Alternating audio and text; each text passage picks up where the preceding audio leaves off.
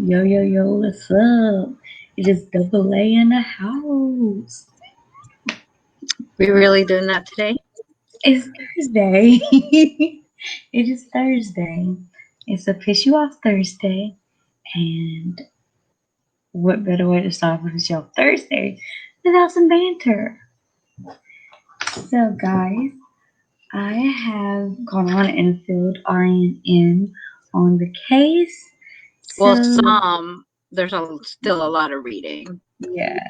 Really doing that today? That's me. Don't worry about that. I'm trying to share this to my main page. So, Anchor, glad that you clicked on this to listen to this. Facebook, I'm glad you're here. YouTube, step up your game. Anchor's winning. Okay, so these kids, I told them they were quiet up until just now. I can't hear them. Oh, and I can see them. I have direct line of view. Let me give you guys an update on my hamsters before we get into the story, because I know you guys care and don't care at the same time. But anyway, last time I talked about the hamsters, I told you guys that I put them in my room. Well, I hear that they're not. Because I think that was them. One night, they were in that wheel from 8 p.m. to 5 o'clock in the morning. I didn't go to sleep till 7. So while my daughter's gone, I put them in her room and shut the door. They are nocturnal. You knew they were nocturnal, but you also don't go to bed until morning time, anyways. Right. So by the time I got ready to go to bed, got all comfy, they came out, and there was a fucking wheel. I was like, oh hell no, it's 3 o'clock. Let me go to sleep. Funny. So I found when I turned on my tattoo lamp and faced it to him, Minnie ran. She just darted and hid. So thank God I had to keep the light on until I just couldn't hold it anymore and turn it off or whatever. So they're in my daughter's room right now. So let's get to the case. Arianne, you remember this case. I never heard of this case. So Arianne's it's been a while. So like I only remember watching a little bit of a documentary on it a while back. So like when I was in maybe freshman year of high school, possibly. I want to say. Maybe. No, it wasn't freshman year, but it was when I was young. This case is crazy. It's the only reason why it's on my desk and not Arianne's is because it's half solved. So technically, it's a case for both of us. We have a couple, a married couple. One of them is found dead. The other one is still missing. So you're completely frozen on my end. So I don't know what we're gonna do. I hear you perfectly. Do you see me? I can't. Yeah, because it's gonna be coming from my link that it's gonna be uploaded. So like, I don't want you to like miss anything if you're frozen on my end. I'm not frozen on my end at all. Now you're not, but before you were. No, I never was. Hey, you were. I was looking at myself. I'm saying on my end, you were frozen. We're not gonna argue in the middle of my case. We are gonna argue in the middle of your case. This is not. And I just see one child just get up. So this is I don't not know why they click on our podcast. They don't click on our podcast because we fight like cats and dogs. Yes, they do. They do. That is exactly why they click on our podcast.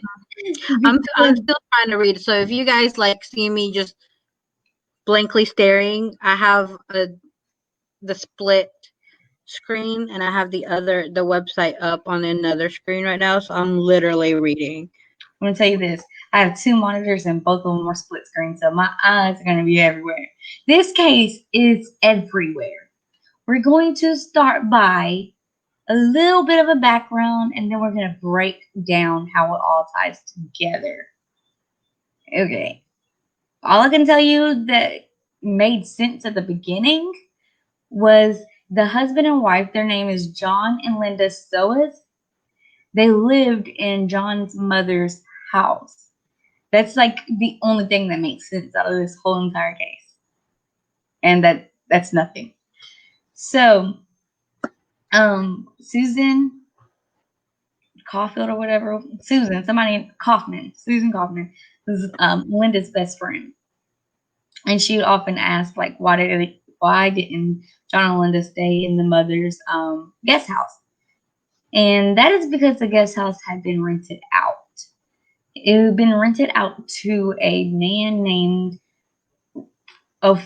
really named Christian Karl Gerhartseiter, whatever. When I go names, I'm just gonna put this name in the comments, and if you're smart, then you got it. But if you like Arianne and I, we don't know words, we don't know letters, we don't know how they go together. Simple way to put it. So that's the name. Yeah, whatever. That's the name. Anyway, he lived in the guest house, and Linda said that nobody ever went to go speak to him because he was weird and creepy. So Linda described Susan described John and Linda as a struggling couple, but a very happy couple.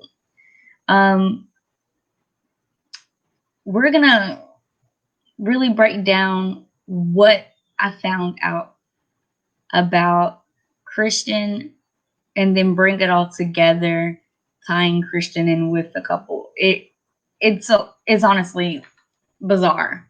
So Christian had many aliases. When he was living in this guest house, everybody that knew him as Christopher Chichester. I'm gonna put that in the comments for y'all too, because y'all know how me and Arianne are. So this is what he was going by when he lived in the house. We know that he disappeared just a little bit after the husband and wife disappeared, and then he resurfaced on the East Coast, and this time he was using the alias of Clark Rockefeller. They consider Christian to be a con man, and he did live in this guest house from 1981 to 1985. And he, in this case, made headlines after he masqueraded around as Clark Rockefeller in Boston. And the Rockefeller name was popular. Very popular. It goes back to like the beginning of America, basically. The Rockefeller legacy is strong and very rich. So when he resurfaced and was using this name, like all his, I guess, multiple lives, everything just started crumbling and unraveling, because this was the time that he got arrested for abducting his 7-year-old daughter. So he was just in and out of a lot of things. Now I'm going to try to do a little bit of the background on John and Linda and then put it all together. And maybe we can make this make sense, because it doesn't make any sense to me. So we know that Susan Kaufman was Linda's best friend. She described the couple as two content puppies that were happy to be in each other's presence. She was the maid of honor at their wedding that was on Halloween in 1983, and the wedding was at Susan's house. Susan and Linda made plans to go to a science fiction convention early in 1985, but right after they made the plans, like something started. It was going really weird. Linda sent Susan a weird email, and the email stated that her and John were going to take a trip to New York because John got a government job, and Linda couldn't discuss what the job was about. So all she could say is, "Won't be back in time for the convention." So Susan was like, "What the fuck? We're best friends. Can't tell me." Basically. But after that email, John and Linda just never returned. They never came back. One day, Susan received a postcard from Linda, and it was about April 15th, 1985. And it had a photo of the Eiffel Tower on it. The card stated, "Hi, Sue. Miss New York. Oops. But that can be lived with. John and Linda." What the fuck? If I sent you that, Arianne, what would you think? I really wouldn't think anything about it because sometimes you text me random stuff. Anyways. But that? How do you go from New York to the Eiffel fucking Tower? Oops, we missed New York. We just ended up in France. Hey, honestly, if you had money, they didn't. Well, I mean, what if someone paid for it? Hey, if someone paid for me, no, I'd be like, hey, come on, give me the money. I'm sorry, I love all of you guys, but if someone literally paid my ticket to go somewhere, I ain't telling nobody shit. All right, I'll kill you if I find out. I really would not. I would straight up be like, oh, well, someone call or someone message me like, hey, you free? Nope, I'm not even in the country. Nope. You are a bad friend. But that's if they weren't known to be like that. If they were known to just they're very. Yeah, then yeah, definitely. If you have a set like routine kind of thing, yeah, then yeah, I would definitely be like, now if you told me you were out of the country, definitely I'll be calling the cops. Froze. Like, hold on. If am I still frozen? You froze because I'm not frozen on my end. I was like, you're like. Thank God I'm using this link. Anyways, you said if you, and then you went. If you did send me a postcard, first off, she does not send postcards. She doesn't even like reading 90% of the time. Okay. So if she sent me a postcard saying that she's out of the country, I immediately know to call the cops because 1, she doesn't like to fly. 2, she doesn't like to go anywhere. 3, it requires her to get dressed. Thank you. Okay. So I would have been like, if anybody was to travel, it would have been me. And I love you said that because one of my other best friends, Jaquita, we were in a text thing, and I was just telling her about something that I read on her page, and I was like, girl, I was butt ass naked on the bed, and I had to put on some clothes. I thought I had to get ready. I actually put on clothes for her. So that shows you. I don't like to. No, I put on clothes for this podcast because we're going live now. But back when we weren't going live and it was just me and Arianne staring at each other, I'd be naked. You guys don't, like, a lot of times though, you guys only see our top half. You don't see our bottom half. You don't know what so we do. you may never know what we do. What our pants are. But back. Y'all can't see me. Y'all cannot see underneath here. Just saying. There was that one time I was wearing a robe. Don't ask. Don't tell. But I mean, like I said, if it's there, if they're not like those kinds of people, then definitely. Definitely, I would definitely be suspicious. Because that, as Arianne so loves to say, is sus. Because, okay, let's just break that down. They're supposed to go to New York for 2 weeks. Then they get they send a postcard saying, oops, Miss New York, they're in fucking France. New York, France. What the fuck does that work? It doesn't work. So I wish that would work for me. I would love to be in France. Already, right there, that's red flags, especially for this friend that knows that they were struggling and they didn't even live in their own house. They lived in John's mother's house. So there's a lot of weird things going on right there. So not only did Susan receive this postcard, but many other friends and family received postcards the whole time. Susan stated that Linda never, ever mentioned going abroad. So could it have been a case, like Arianne said, that, it's just a secret, they just spur of the moment thing, whatever? Or is there something sinister really going on here if this is out of their characteristics? All we know is that that's all that, like, they weren't seen again, but that was the last, that was the last known communication, basically. But would you consider it weird? Because we've seen multiple people that maybe have gone through something and is like, hey, I'm going to change my life this instant. I want to go and explore the world. Yeah. I want to just drop everything, because there's a lot of people that are just like, we're gonna life is too short, we're just gonna go ahead and try, even though they're not known to travel, Yeah.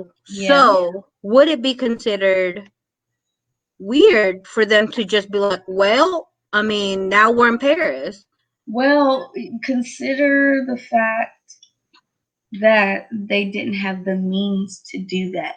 Most of the people that can do that either have some kind of saved up fund. But what if they had it saved and they didn't know that there's a different account? What if that's literally what they were saving for? Or they could have easily gotten some help for it.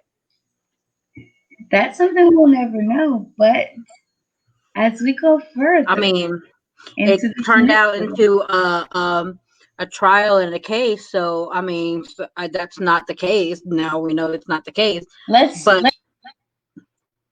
mean, ooh, I should take a picture of her this way. Oh, shoot. You were in a funny position. It was going like this, and then it went. It only does this when we're under the same account. Yeah. Anyway, let's try to make this make sense and see how wrong Arianne is. Sometimes she's right, but I'll never tell her that.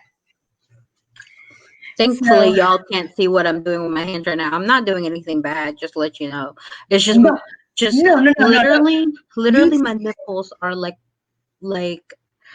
I had to put oil on them because they were dry. Your bottom half, and we never know. Then you say, I'm literally on my boob right now. Like, I'm literally on. But they know you play with your boobs. Shit, Tuesday. No, but like the TMI. I'm sorry, you guys. I had to put oil in my nipples like throughout today because like I don't know what was going on, but it was just like, because I don't like dry nipples. Like, that's just weird to me. Why do they have crusty nipples? What does this have to do with the case?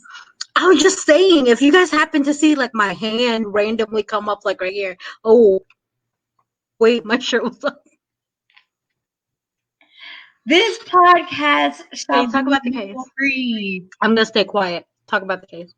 I'm gonna just sip on my tea. Just go ahead. Anchor, this is a nipple-free zone. Unless you want to pay $10 Cash App. Cash App me, since I'm gonna be the one showing it. Cash App, but cash at 15, give her 10, and she gonna give me 5. Because this is my case she's ruining with her crusty ass nipples. It's not crusty anymore. I'm just saying I started feeling it really dry. It wasn't crusty. It just felt it really dry. So I was like, what the hell is going on? I gotta put some oil on it. Okay, wait, we gotta get back to the case and quit talking about your crusty nipples. Anchor. Arianne has crusty nipples. Please send her some medicated ointment. I can show y'all it's not crusty. Okay, this is not OnlyFans. This is not OnlyFans. I've never been to that site, so I wouldn't know. I don't know what OnlyFans is. I wouldn't know. That's a very great place for you to show your crusty nipples. How would you know this? So she's been on it. Kristen, Karl, that guy that's on the screen. That guy. Say it. Gerhartseiter. Gerhartseiter. Gerhartseiter. Kristen. Continue. I'm trying to read this case too, so continue. Kristen lived in the mother's guest house from 1981 to 1985.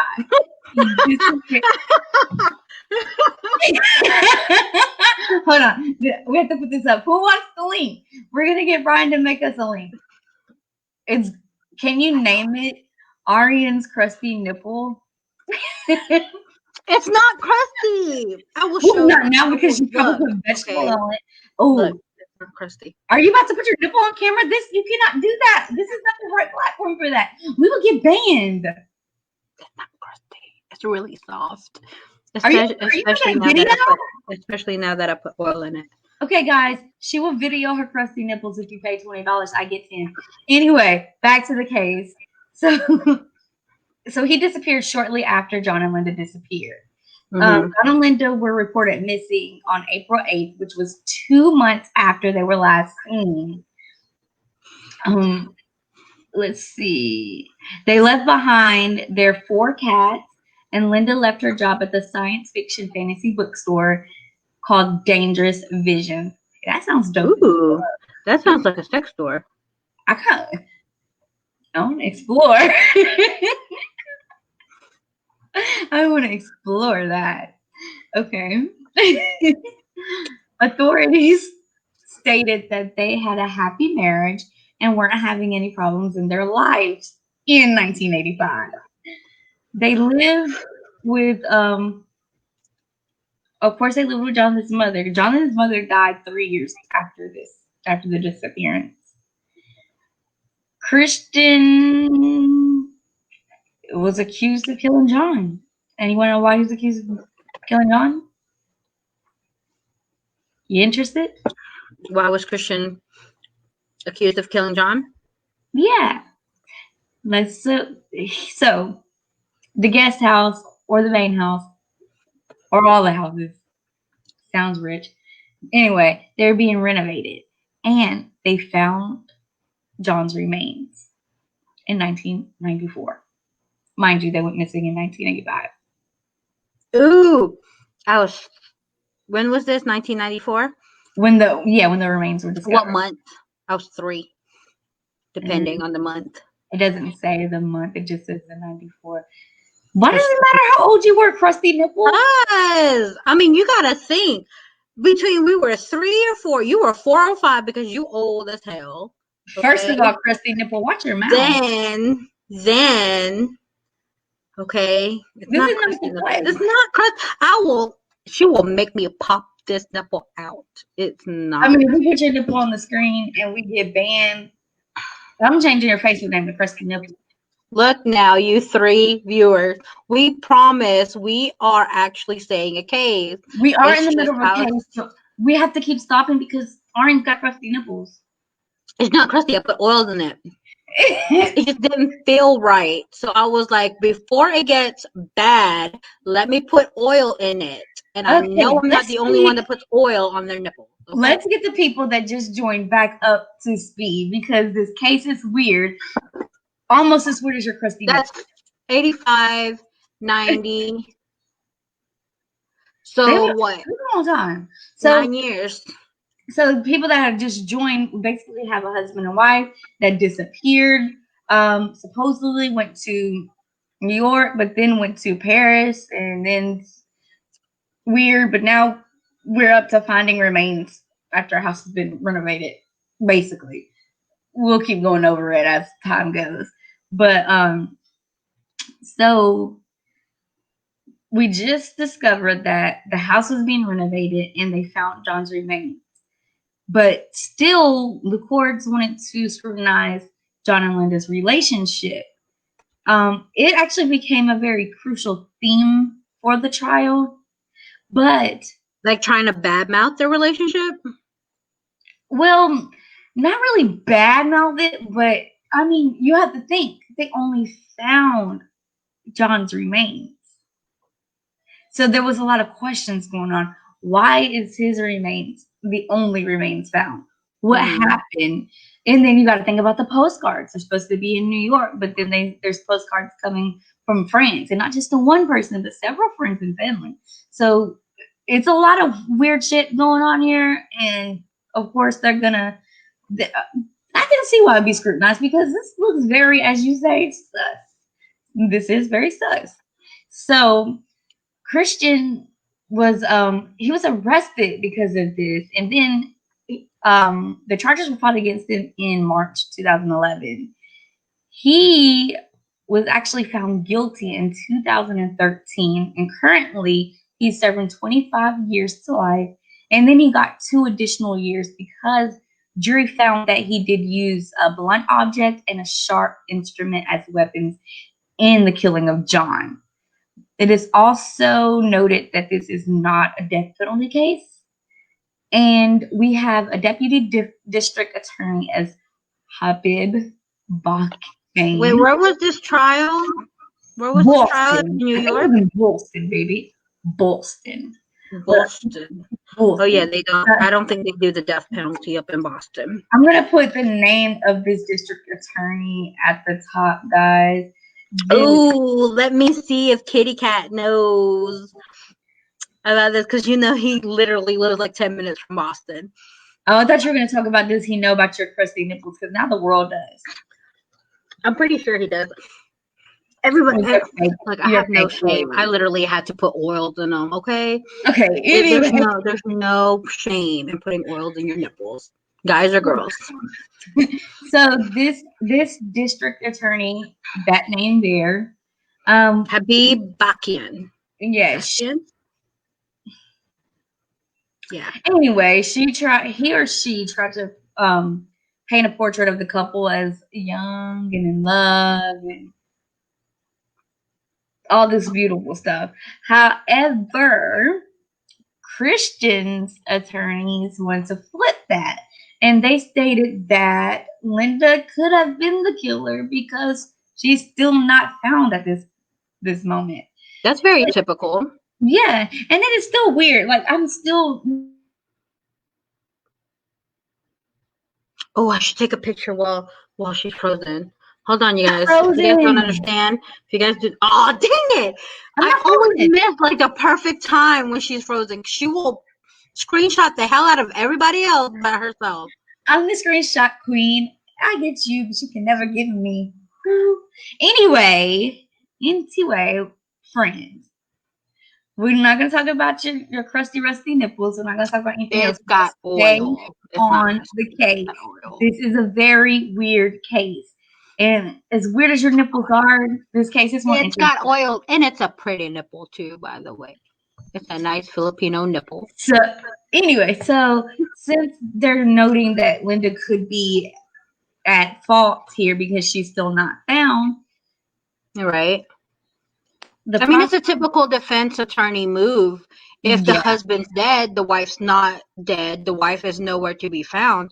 Of course, their main defense is, well, they really had turmoil in their relationship and the wife just wanted to do something about it. They try to dig up dirt. So far, no dirt has been dug. The prosecutor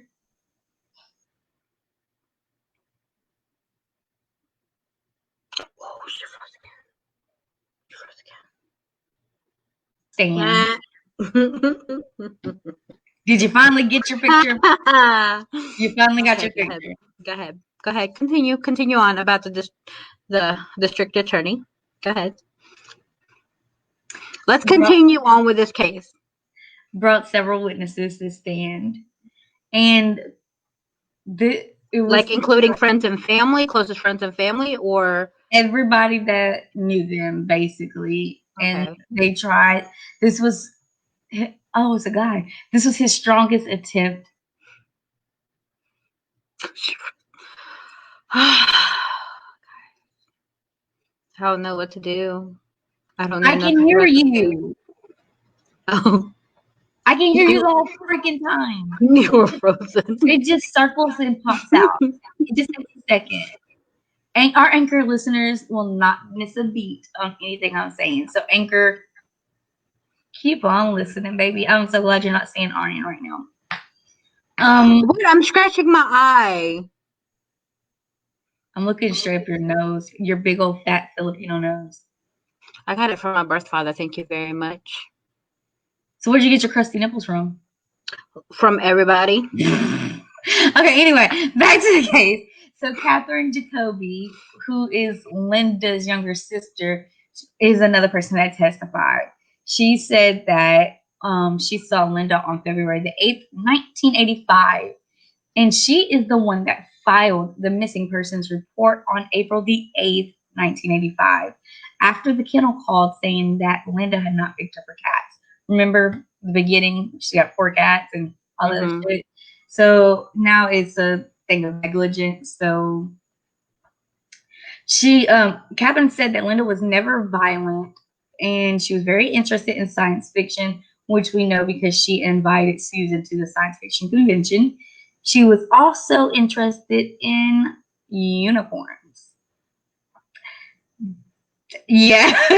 Wait. Like clothes uniform? Unicorns, like mythical. Oh, unicorn. I thought you said uniform. I was like, that's a weird thing to get into. But I mean, we're talking about unicorns, like little kids are into unicorns. Why unicorn? But unicorn. This damn child said it was a dolphin. Michael agreed. Okay, but Catherine also said that Linda was very proud of her artwork, and she carried around her portfolio everywhere she went. So if she was without her portfolio, something was wrong. The portfolio was one of many items that John and Linda left behind at the Lorraine Roadhouse, despite her indication that they would be away for 2 weeks. So let your mind ponder on that. It didn't look at all like someone had packed up and left, said Harry Sherwood, a relative of Dee Dee Sohus, who is John's mother, the one that owned the house. Born on September 17, 1956, Linda Sohus dropped out of high school and in the 10th grade at the age of 16 went to live with her grandmother.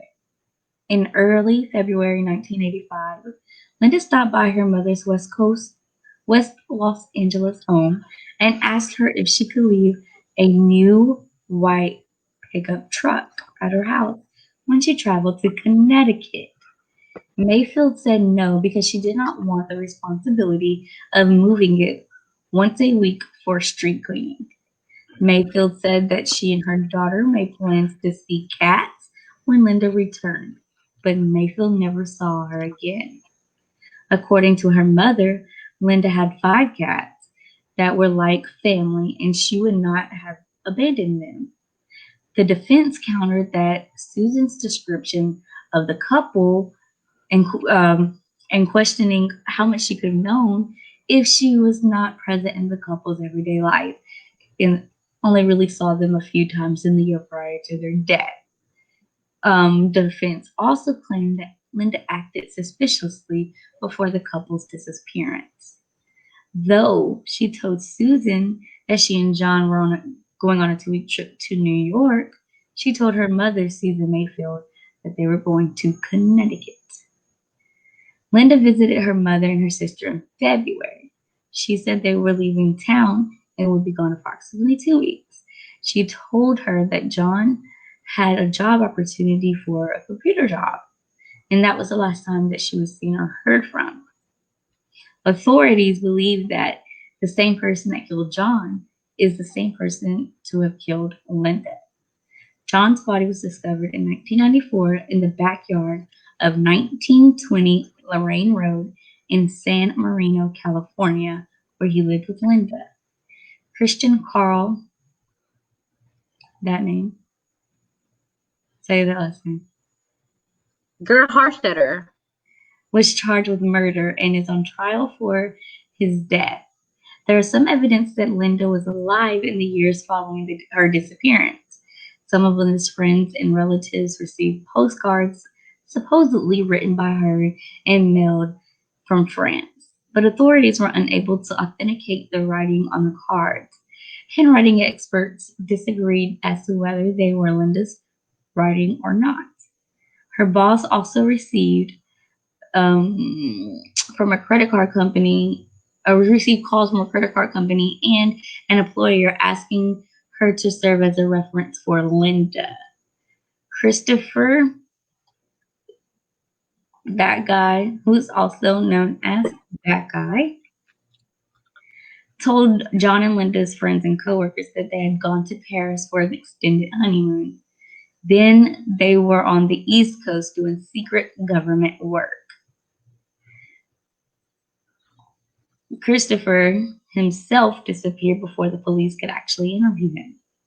Around the time that the Sow houses disappeared, neighbors reported a foul smell coming from the guest house chimney, and investigators later found a sizable amount of blood in the house.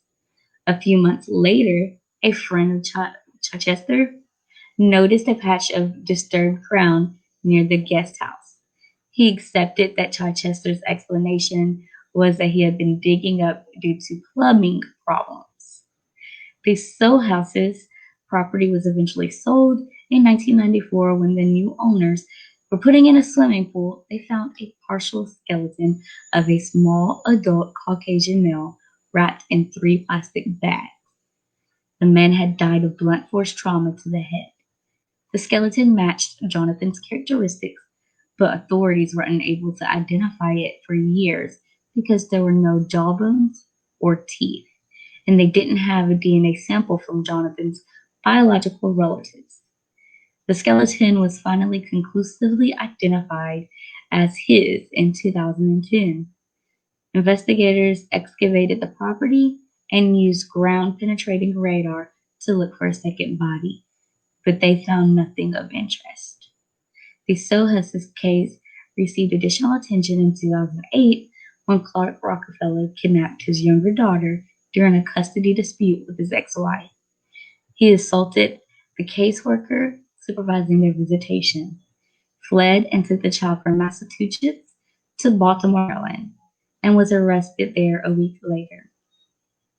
Authorities determined that Clark Rockefeller and Christopher Chichester were the same person, and that his real identity was Christian Karl Gerhartseiter, born in West Germany in 1961. Christian came to the United States as an exchange student when he was in his teens and subsequently took on a number of identities.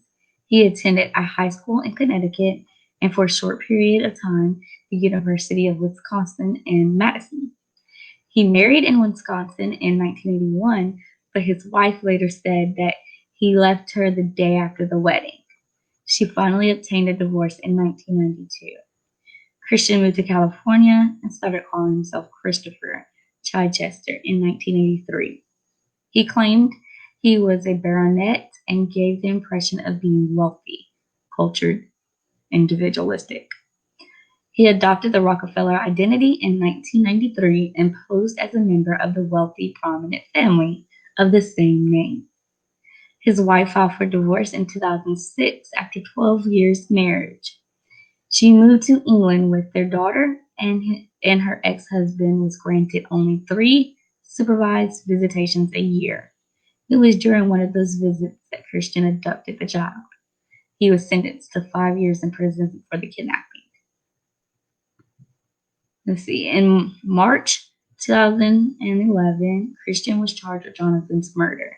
He is still serving his sentence in Massachusetts for kidnapping at the same time.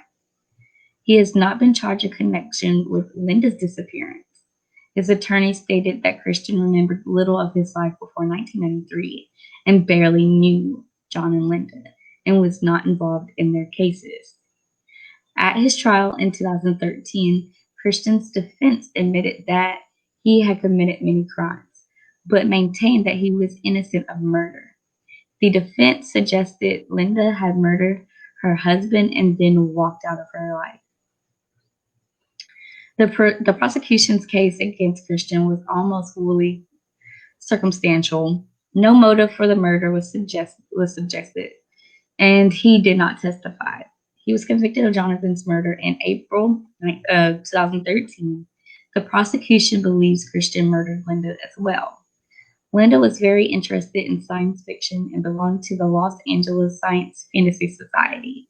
She also enjoyed painting animals and fantasy creatures under the pseudonym of Cody, and sometimes took commissions for her painting. Linda's case remains unsolved, and foul play is suspected. So, what do you think? I mean, it's very, very likely that she passed away shortly after her husband did. And do you think Christian's involved? I mean, could be very possible. I think that Christian cremated her in the fire in the chimney. Probably. It's not out of the ordinary. Because, you know, they smelled that foul smell, saw smoke coming out of the chimney, and then Jonathan's body that was recovered, there was no reports of any char marks on the bones. If that body had been in a fire, there would be identification that it was on fire. Right.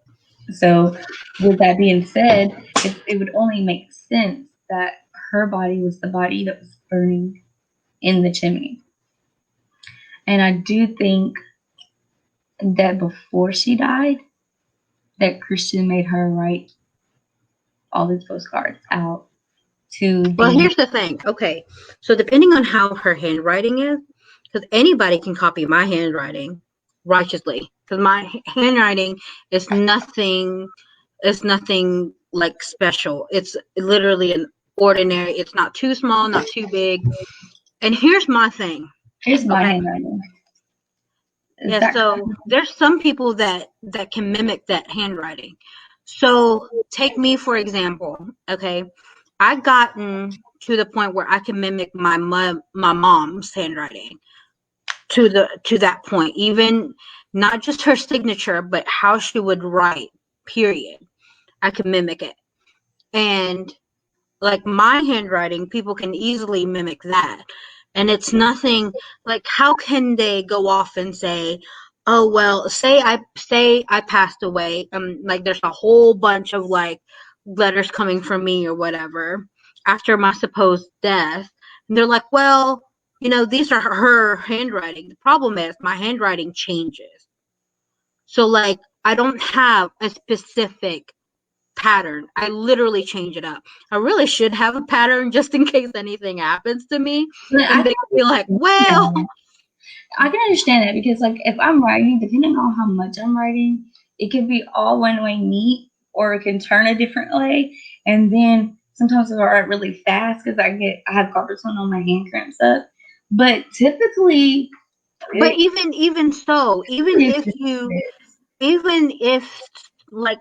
if that happens, okay, normally all your tired handwriting, all your fast handwriting, all your signatures will have a certain pattern to it. Depends on how you write your Y's, your A's, if you curve a little bit. But what I'm saying is mine changes regardless. If I'm sitting here trying to write neat, it's not going to look the same as a next time when I'm trying to sit down and write neat. You get what I'm saying? Like my Y's can change in an instant. My G's are always completely different. My A's just all depends on how I want to write my A that day. So it's not a pattern. A handwriting analysis of that would say that you're unpredictable. Yeah. And then they would not know if it was actually my handwriting. Because like I said, anybody can mimic it. Yeah, they'll probably say you have a split personality. There's a lot. So the question that I did not find, and I don't know if you found it in any of the sources that I gave you, is I did not see if there was an actual handwriting analysis done of works prior to that and that.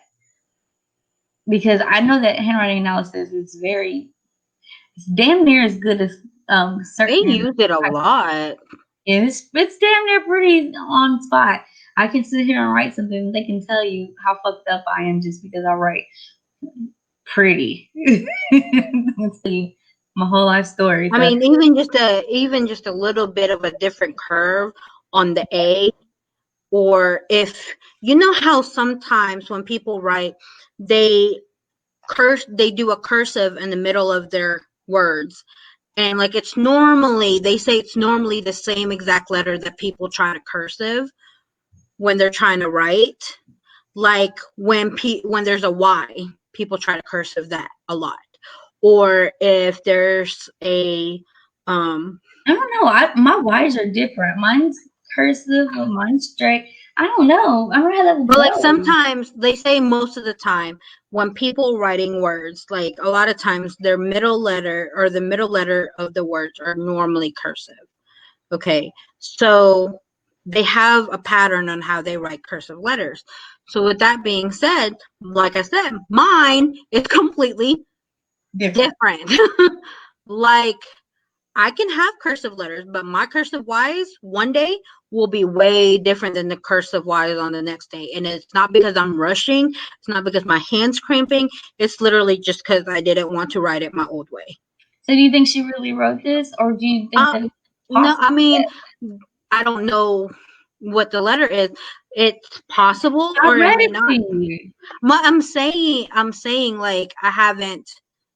I didn't see the actual physical letter, but I mean, you may never know. I don't know what her pattern in writing is. I don't have a degree in that, so I would not know. I would just if it was just a quick glance, I'd probably say, hey, that's the same handwriting. But like I said, the analysis, they go to every single curve and every single stroke. Wink, wink. Well, we know you like stroking. We're not gonna say that. Well, she did. I didn't. For those of you that are just joining, Arianne has crusty nipples. I'm not letting that go. I put oil in it. Like I said, there is no shame in putting oil in your nipples. You want some nice nipples. They started feeling weird. So when I took a shower, it's okay to feel your boobs. I do it all the time. Okay, I'm not seeing any. They don't have a copy of any of the postcards. You would think that would be evidence, and that should be something that we could look at. It's probably not released to the public. It's probably just evidence to the trial. You may never know. Don't know. I don't know. I know nothing of that. I'm not in law, so I don't know. That sucks. Either way. But I mean, it could have been possible, but she could have been that type of person that has that handwriting that is very easy to mimic. I don't know. I really feel like he coerced it. I really feel like, he obviously it's proven fact that he killed John with blunt force trauma and something sharp. Like that was a very personal, very hard death. Like that was a fight. And I feel like he probably did something with Linda. Maybe he and Linda had a secret relationship. Don't know. But I feel like he could have made her write that out because at the time, he can't get away with killing John and Linda still being around. Linda's married to him for But wouldn't you think the analysis would have seen some kind of riff in her handwriting if that just so happened? Well, not if she's calm. Because maybe, you know how I am with my guys, then I have to do the flips and stuff. So maybe, say that Christian and Linda fell in love. Maybe she was calm, and maybe she wrote that as a diversion to get the heat off. Okay, we're gone. We're not even in the country, so nobody has to worry about that. And think about it, because Christian disappeared right after they did. So maybe him and Linda went off and had a life, and then maybe he killed her later. Who knows? Maybe he wanted her to think that they were going to have a life together, so she wrote it calmly. I'm not going to take a picture again this time. I'm not fucking frozen. Oh, you just sped up. You just sped up right there. Whew. I see myself. I know I'm not frozen. If I freeze again, show everybody your crusty nipples. That'll keep views. Okay. I'll show you guys. I'll get ready because I'm not wearing a bra. Brian's gonna make you an OnlyFans. Oh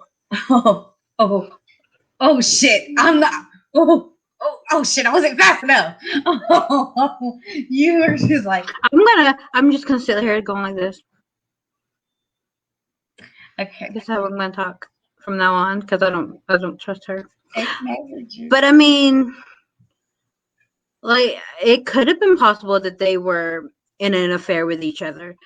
But that would really go towards the defense, because the defense could be like, well, how could he have murdered her or killed her since they were so in love with each other? Honestly, the defense could have played it like that. Believe it or not, since the husband is gone, the wife is not there to dispute it. Yeah. He could have easily been like, no, look, me and her had an affair. Like, she wasn't, but we had this understanding that she did not want to leave her husband. I don't think he wanted to admit to that.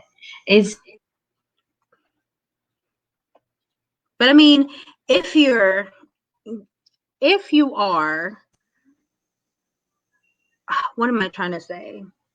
Basically, because she's frozen for a really long time. I'm just still. Oh, now you're back. I mean, she was frozen. But I mean, he could have he may not have wanted to admit it, but I'm saying the defense could have went this way. They could have easily went this way. They could have easily just went, hey, I mean, they were in love. I don't know. So back it up. Let's back it up. Especially for the new people that are coming in and they're like, what's going on? So we have a married couple that lives in the house of the husband's mother. They don't live in the guest house because it's being rented out to a man that has many aliases, and he doesn't really have a lot of association with everyone else because people think that he's weird. At the time, the husband and wife, John and Linda Sohas, tells their friends and families that they're going on a 2-week trip. Mainly Linda's the one talking and all this. John has not really spoken. All this is coming out of Linda. Linda tells her best friend that her and John are going to New York because John has a job opportunity with the government. Then she tells her own mother, which is Susan Mayfield, that they're going to Connecticut and tries to leave her brand new truck at her mom's house. Her mom's not having it. But then she sends postcards to her friends and family One of the postcards said, "Hey Sue, oops, Miss New York, but that can be lived with, John and Linda." And that's it. Very vague, just like that. And that's it. And no one else has heard or seen from them. Like, the postcards is the last thing that they've heard. And what if there's another person involved? I mean, there could be. There's It's very possible. Think about this. So they disappeared in 1985. John's body was discovered in 1994. Linda's body was never found. After they disappeared in 85, the man, Christian, that lived in the guest house disappeared as well. So that is all suspicious. Then there was reports of that weird smell coming from the chimney. So there's a lot of avenues there. Who could the other person be? It couldn't be the mother. When I read over the reports, the mother didn't change out of her clothes when she found out, after a long period of time when I'm not saying I'm just saying, but listen, like the whole neighborhood reported her drinking and she was in her night clothes all the time. The sister said that she even said that Linda didn't have a violent nature to her. She was loving, she loved science fiction, she had cats, but nobody's really describing John. Everybody's talking about Linda. But what about John? What about him? We know absolutely nothing about him except for he was murdered and his remains were found in 94. But what about John? What does he like to do? Who are his friends? John was behind the door freak, is what John was. Could John have a secret relationship with Christian, a gay relationship, and then John not to be exclusive with Christian, so Christian gets pissed off and beats him in the head with fucking that, and then stabs him and then buries him? Could that have been the case? I don't know. I'm just saying, what happened? I really want to know the whole prosecution side on how they got him convicted, because this is just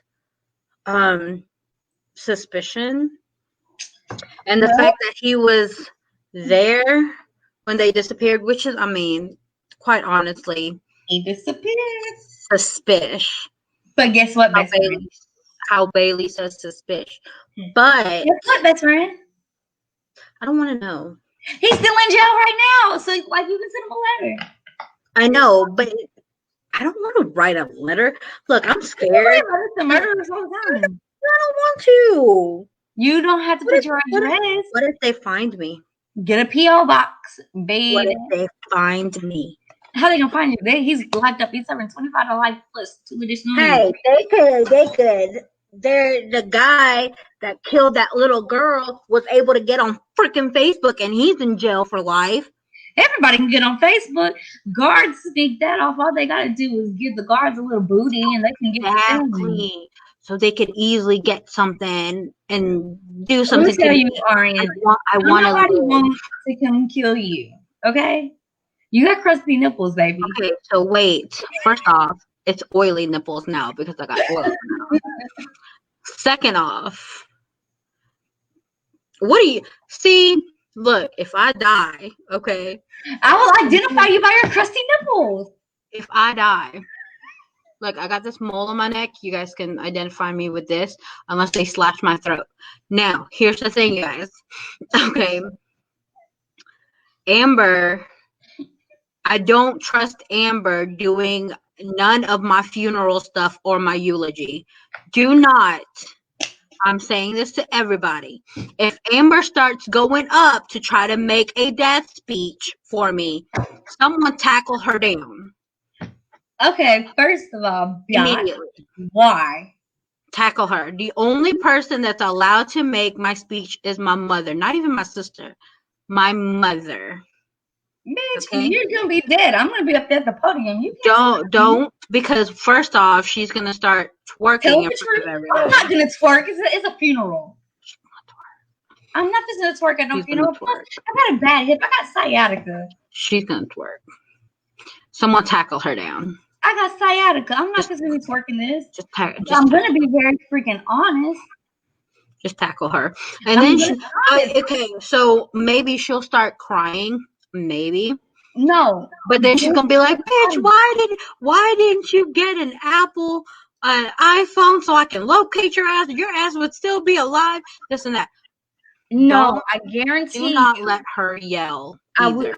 If her mouth starts opening, you guys tackle her too while she's sitting there. I'm gonna tell you, I'm not gonna cry. I'm not gonna twerk. I'm not gonna fuck Apple. I'm gonna tell everybody that I'm pissed off this bitch decided to die without making me some fucking lumpia first. That's it. You'll get some lumpia because my Filipino side of the family will do the food. I want lumpia from you. Anyway, back to the case. So, I mean, it could. There's many ways, but until they find her body or until he confesses, which I highly doubt that he would actually confess, even if he's sitting in jail forever.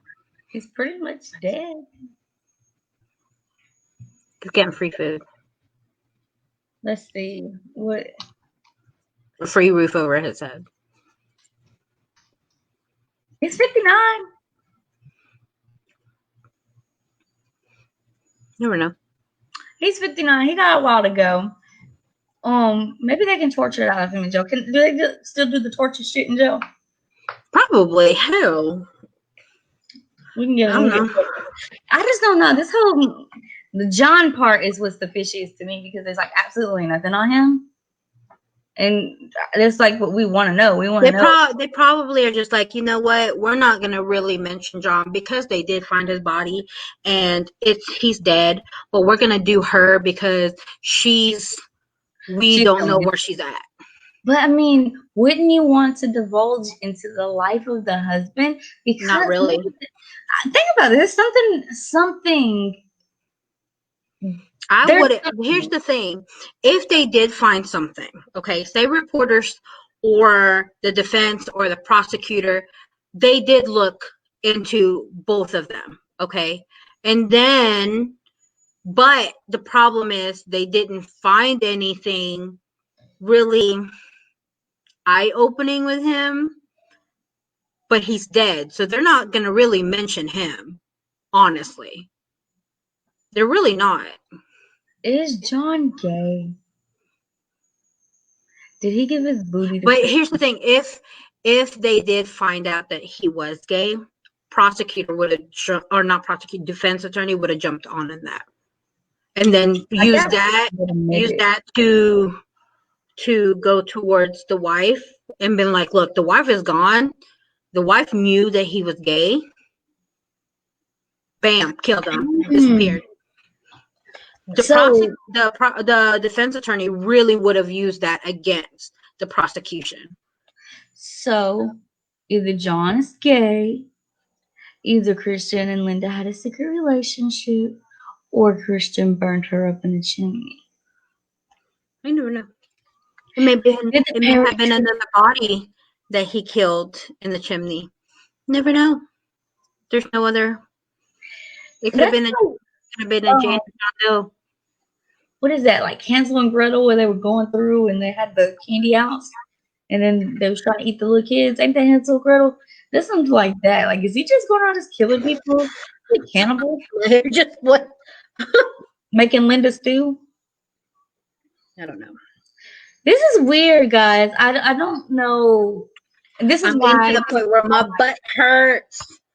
This is why this is on my desk, and this is why it's official off Thursday, because this one literally is a fucked up thing. It's a half solved, half unsolved case. Never giving you that. They say that it's solved, but without just like concrete evidence against this guy. They just really convicted this guy off of suspicion, and that he just happened to be at that place.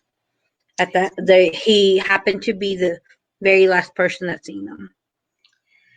So, okay, guys, we each have one more solo episode of us presenting our own cases.